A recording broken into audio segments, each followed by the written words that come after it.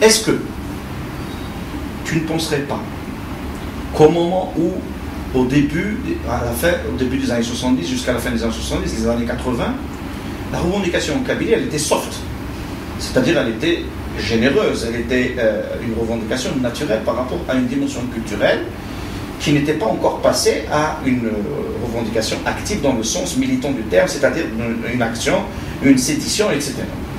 Est-ce que tu ne penses pas que, et il faut le dire aujourd'hui, qu'au moment où les figures emblématiques de la Kabylie, et ce depuis 1963, au moment où les figures emblématiques de la Kabylie parlaient de l'unité nationale, mais de la différence politique. Oui, c'est très important. C'est très important.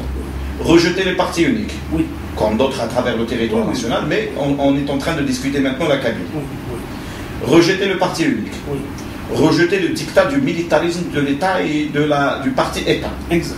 Rejeter l'interventionnisme et les agressions perpétrées par la sécurité militaire et les services de police, etc., jusqu'à très récemment.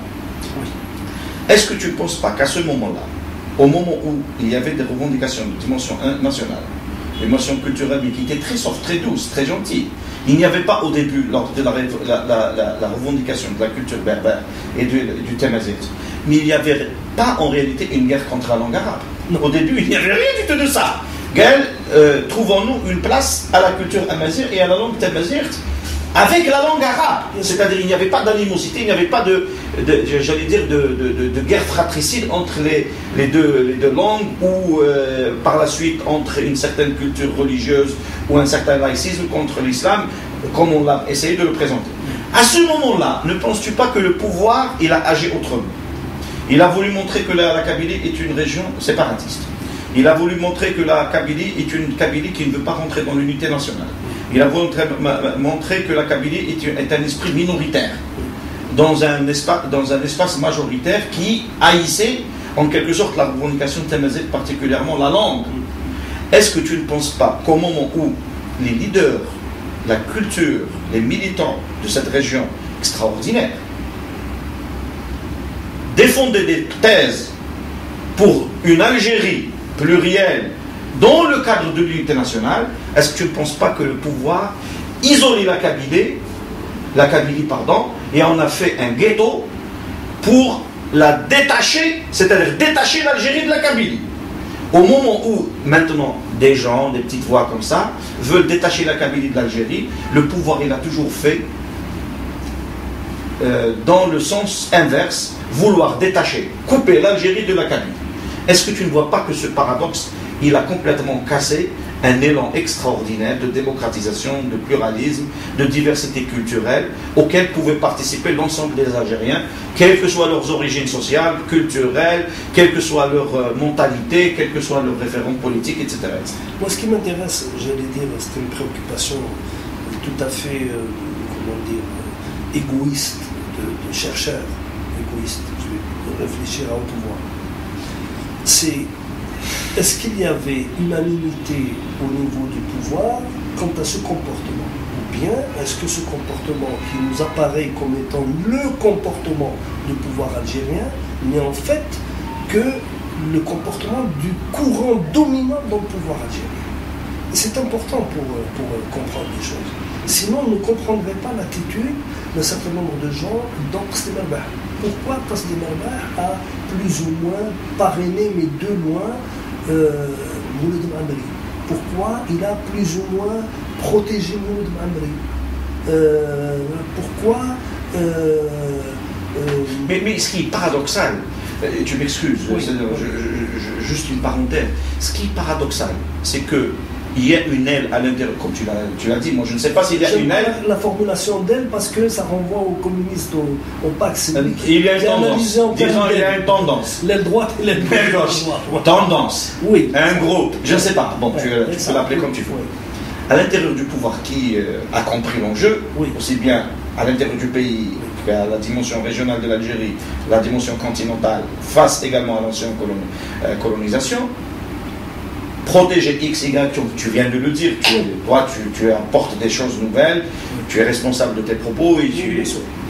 Mais comment tu expliques qu'au même moment, ces mêmes gens-là, qui avaient un certain pouvoir quelque part, n'avaient rien fait pour contrecarrer, ou pour bloquer, ou endiguer la campagne de répression, d'incarcération, d'emprisonnement, de viol, de violence, de torture contre des militants aussi bien en Kabylie qu'à travers tout le territoire national qui revendiquaient le multipartisme, la démocratie, les libertés fondamentales, etc. Comment ce qui est important à signaler, je reviens toujours à mon idée parce que j'y tiens. C'est ton droit, c'est ton droit. Non, c'est pas un problème. C'est un problème, je vais peut-être révéler après pourquoi je fais comme ça.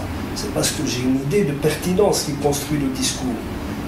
C'est comment se profile la contradiction entre mouvement élitaire et mouvement d'encadrement. L'encadrement, il est dans le FLN. Et il est dans les structures autour du FLN, tout ce qui est police politique. Police politique, ce n'est pas la sécurité militaire. La sécurité militaire a une autre fonctionnalité. Et l'armée a une autre fonctionnalité qui n'a pas la fonctionnalité répressive de la sécurité et de des services de sécurité. De répressive directe et de contrôle de la société. C'est ce qui va me permettre, au bout du compte, si je lance l'idée sur laquelle je ne voudrais pas qu'on me fasse le procès dans l'immédiat. Attendez, laissez-moi aller jusqu'au bout de mon raisonnement.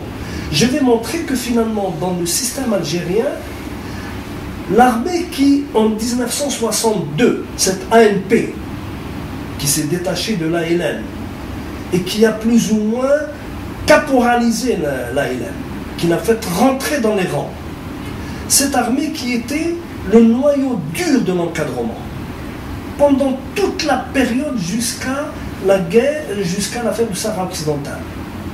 Elle a été le pôle central de l'encadrement.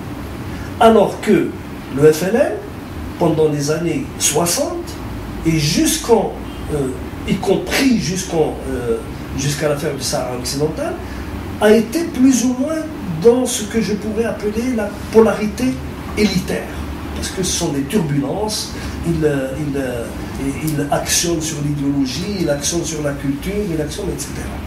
Il y a un renversement qui va se faire. La polarité élitaire va petit à petit se construire à l'intérieur de l'armée. Et c'est à ce moment-là l'État c'est le parti, pour ce qui lui reste de vie. Au bout d'une dizaine d'années, il va s'effondrer.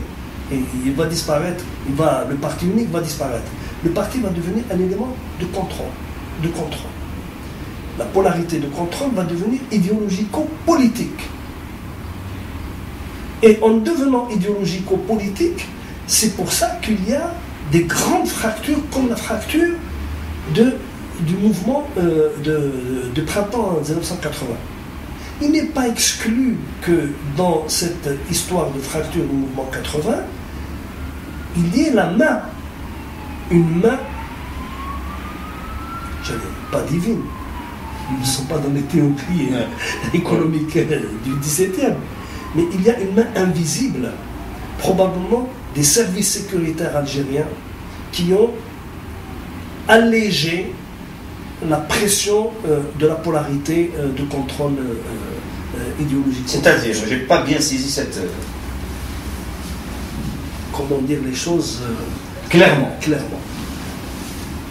Si je maintiens que Qasem Merbah a compris l'enjeu des évolutions culturelles, ça veut dire que à l'extrême limite, il était prêt à accompagner un mouvement d'ouverture culturelle. C'est ce qui fait que, par exemple, il aurait plus ou moins couvert, protégé, préservé un homme comme Mouloud Maamri. Cependant que ceux qui voulaient absolument faire taire Mouloud Maamri, ceux qui voulaient que Mouloud Maamri se confirmât à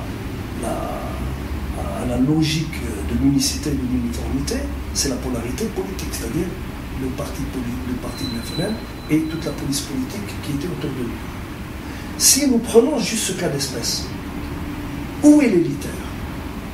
Il est du côté de Qasem Merbah. Il n'est pas du côté de Moussali. en personnalisant, peut-être on peut donner une image. En 1962, c'était pas Msaadi, c'était Khidr qui était au parti, non? Qui était le responsable du parti à l'époque?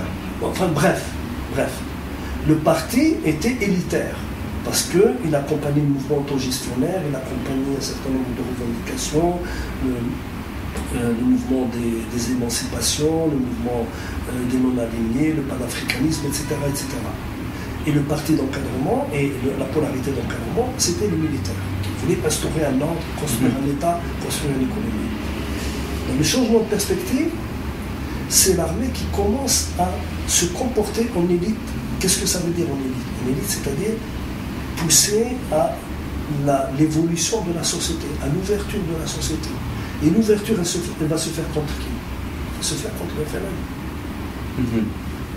L'armée algérienne est arrivée, l'armée et les services algériens sont arrivés à la compréhension et à la conviction que le système du parti unique n'était plus possible dans le monde qui s'est complètement transformé au passage des années 70 aux années 80. Ça, ils l'ont compris. Donc, ce que disait Ali Yahya Abdel-Moumen, je vais un peu aller dans ce sens.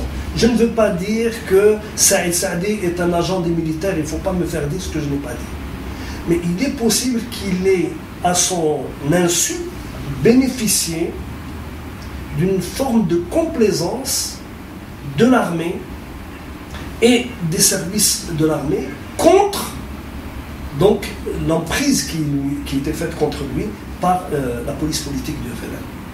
C'est comme ça que je vois les choses. Ce qui va me conduire à la grande question au moment où l'État s'effondre, parce qu'il va s'effondrer en 92, quelle est la structure élitaire qui va le porter? Et je le dis, la structure élitaire qui va le porter, c'est l'armée. C'est l'armée qui le porte. Je l'ai dit, si tu te souviens, une conférence que j'ai donnée à Djidjoli quand tu m'as invité. Oui. Tu te souviens? Oui. J'ai répondu, quelqu'un m'a posé la question à la fin, tout à fait à la fin, j'ai dit, il m'a dit comment se passent les choses quand au moment d'une crise il n'y a plus d'élite dans le pays. Je lui ai dit, au moment le plus grave de la crise, si toutes les institutions s'effondrent, l'institution qui défend l'intégrité territoriale, qui défend le pays, c'est celle-là qui a la mission élitaire. Et c'est l'armée en 92. Je dis bien, ne vous emballez pas, laissez-moi aller jusqu'au bout de mon raisonnement, je m'en expliquerai en temps venu. Non, nous nous invitons à suivre justement parce qu'il ne faudrait pas prendre éventuellement les interventions en vrac.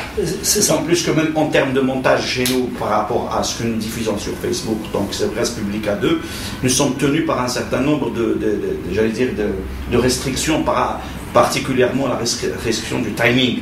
C'est-à-dire chaque passage ne dépasse pas, il ne faut pas qu'il dépasse les 20 minutes en termes de montage, etc. Donc nous vous invitons à suivre l'intégralité de l'intervention, mais nous vous invitons également à réagir, à le matraquer, à l'interpeller, à le contredire, à nous contredire, à réfléchir ensemble sur le... C'est pas... Donc si on pouvait résumer en un mot maintenant, parce que... En un mot, le mouvement du printemps berbère est un mouvement élitaire dans une Algérie qui était fossilisée. Fossilisée du point de vue de son État, du point de vue de son parti unique, fossilisée du point de vue de son opposition. Mais est-ce que la fossilisation ne continue pas, même après le mouvement, c'est-à-dire même après 1980, elle 1985, va reprendre, etc. Elle va reculer, mais elle va reprendre. Et c'est un paradoxe, elle va reculer. Elle va commencer à reculer dans les années 80 jusqu'aux années 80. Elle va être bousculée en 80, dans les années 90. Dans la décennie 90, l'Algérie est défossilisée. C'est là où, véritablement... Parce qu'il y a d'autres mouvements élitaires qui sont nés dans la société. Bien entendu. Avec le berbérisme, il y a l'islamisme, il y a... On va le voir après, puisqu'on n'a pas épuisé le deuxième volet des années 80, avec l'apparition de la mouvance islamiste. L'apparition de la mouvance islamiste, le mouvement armé, le mouvement islamiste avec le MIA, le MIA, le mouvement islamiste armé, avec Bouyali et ses amis. Donc nous allons continuer sur l'analyse de cette période qui nous semble très importante. Absolument. Les années 80 nous paraissent très importantes pour analyser et comprendre deux périodes très remarquables, très intéressantes dans le parcours historique de l'Algérie contemporaine.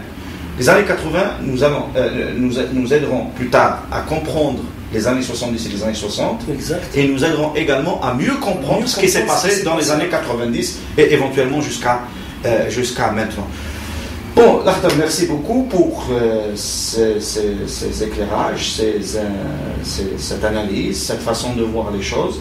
Nous t'invitons à continuer donc ton approche, ton analyse sur ce qui va suivre des mouvements d'affirmation de nature idéologique, de nature politique et de nature violente aussi dans les années 80 avec les mouvements islamistes, avec l'assassinat politique, avec la politique étrangère du pays, avec les événements à l'ensemble, les différents foyers de tension à l'échelle nationale, avec ce qui s'est passé en 86 avec l'effondrement de l'économie nationale, avec la chute du baril du pétrole, et bien sûr les préparatifs, les dessous, aussi bien au sein de la société qu'au sein du pouvoir, de ce qui allait devenir plus tard les événements d'octobre 1988, qui ont été suivis par un autre mouvement de nature politique, qui est la Constitution de 1989, avec soi-disant une ouverture politique. Est-ce une ouverture politique due à une évolution naturelle de la société vers une démocratisation?